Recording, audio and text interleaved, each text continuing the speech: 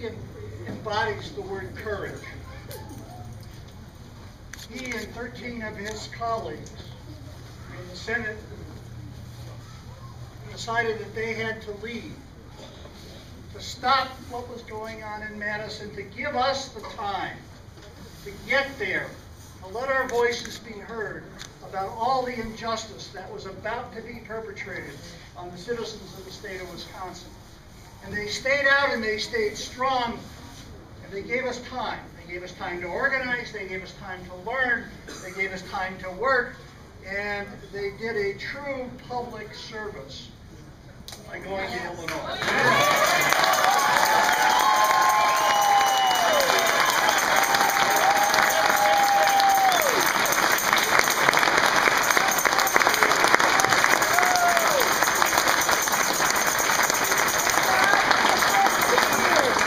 Jon Erpenbach stands with working people and union members and their right to collectively bargain over the terms and conditions of their employment. That's important. He stands up against Glenn and the others in Madison who wanted to balance the budget on the backs of teachers and workers and those of us in the middle class. He needs our support. He's shown us the way. Give it up for Jon Erpenbach.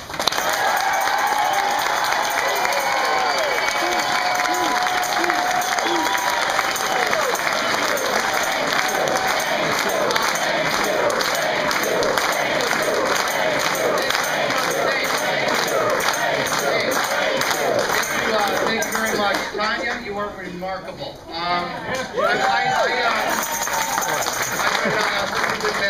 I've spent a lot of time in my district, but also all over the state, up in Menominee and River Falls and you name it. I've been there, and I've had the opportunity to meet some wonderful people. You are one of the wonderful people I've had an opportunity to meet. You are in a tough spot right now, and you're doing a hell of a job. So thank you.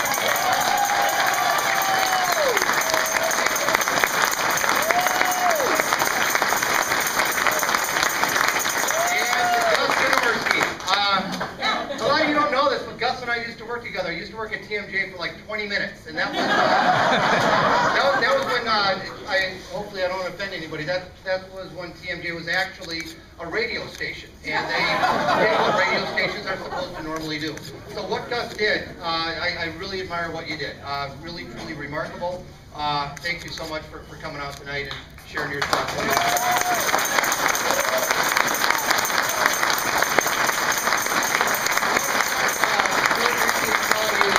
Why we did what we did.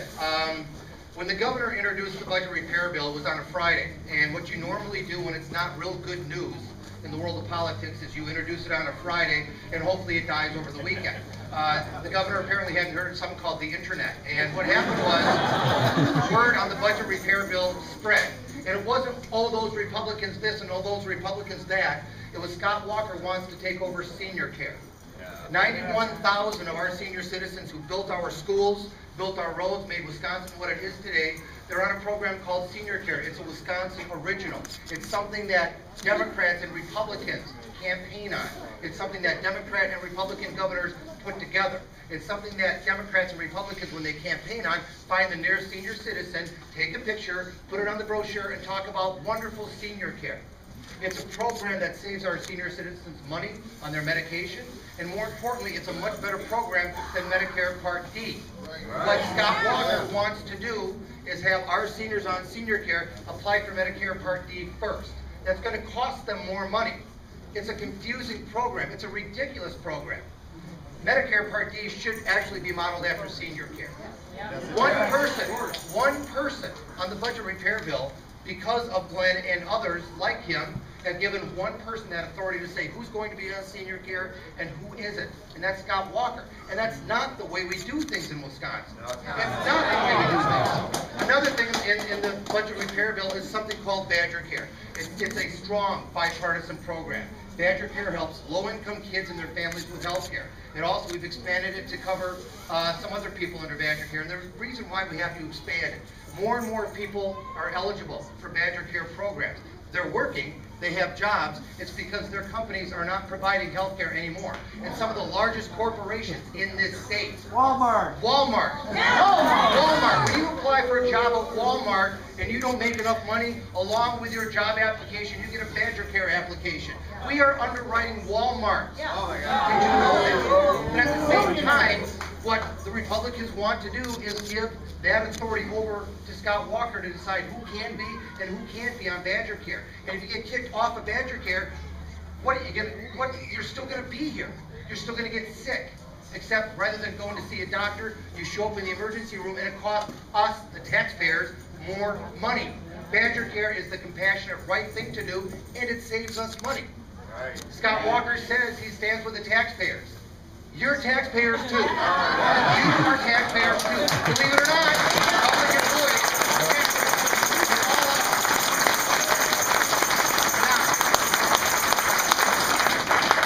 Now, after talking to the Republicans the Friday after it was introduced, and I spent a couple of hours with a guy by the name of Mike Ellis, who I get along with great. We worked on campaign finance reform together to try and get that through, and we've gotten close, but we're not done with it yet.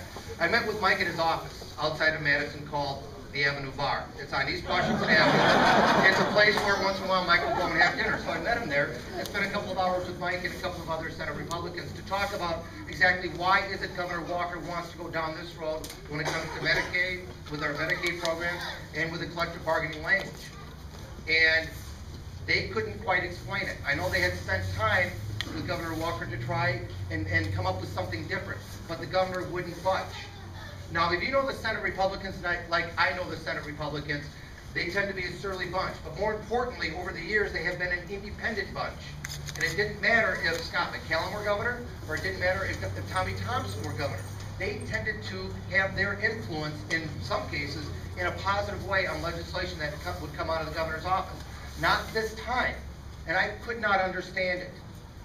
The pay cuts that we are asking the public employees to take, you know, some people who are not public employees say, yeah, great, that's good.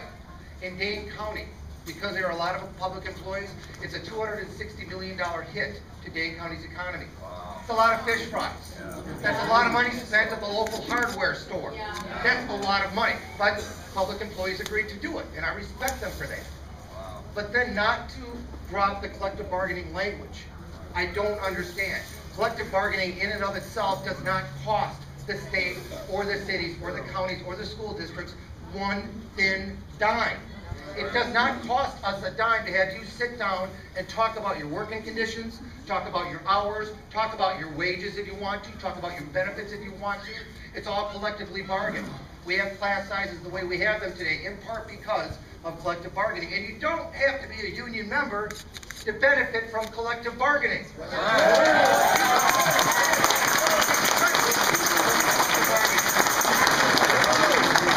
when you take a step back and you wonder, why is the governor proposing this, and why are all of the Republicans standing in line and not offering up any sort of compromise, with the exception of Dale Schultz, God bless him.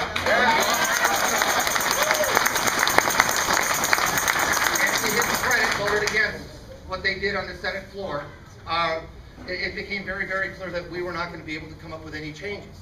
So we went on that next Thursday morning, when we left, we went in, we had a caucus, and we had about 100 amendments.